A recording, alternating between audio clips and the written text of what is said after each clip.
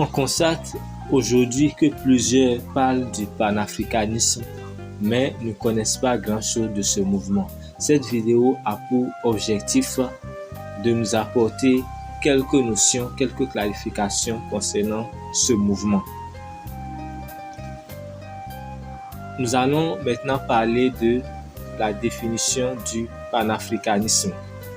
Le panafricanisme est un mouvement et une idéologie politique qui promeut l'unité et l'émancipation des peuples africains et de la diaspora africaine. Né à la fin du 19e siècle, ce mouvement vise à encourager la solidarité entre les Africains indépendamment de leur origine ethnique, religieuse et géographique. L'objectif du panafricanisme est de créer une communauté africaine mondiale en reconnaissant que les peuples d'Afrique et de la diaspora partagent une histoire et une destinée commune.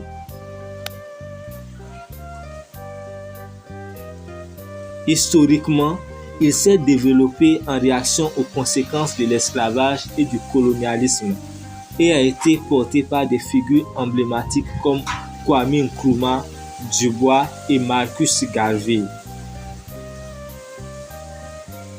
Aujourd'hui, le panafricanisme continue de s'exprimer à travers des initiatives politiques, économiques, culturelles et sociales avec des organisations comme l'Union africaine jouant un rôle central.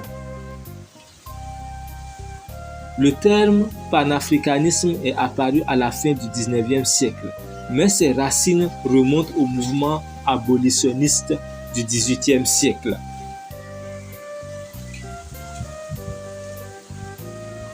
L'idée a pris forme avec la première conférence panafricaine de 1900 à Londres, organisée par Henry Sylvester Williams.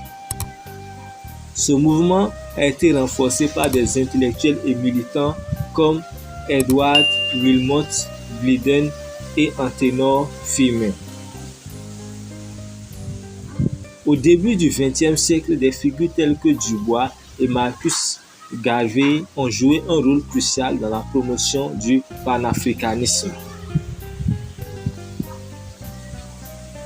Du Bois a organisé plusieurs congrès panafricains, dont celui de Paris en 1919, qui a rassemblé les leaders africains et de la diaspora pour discuter de l'émancipation et de l'unité.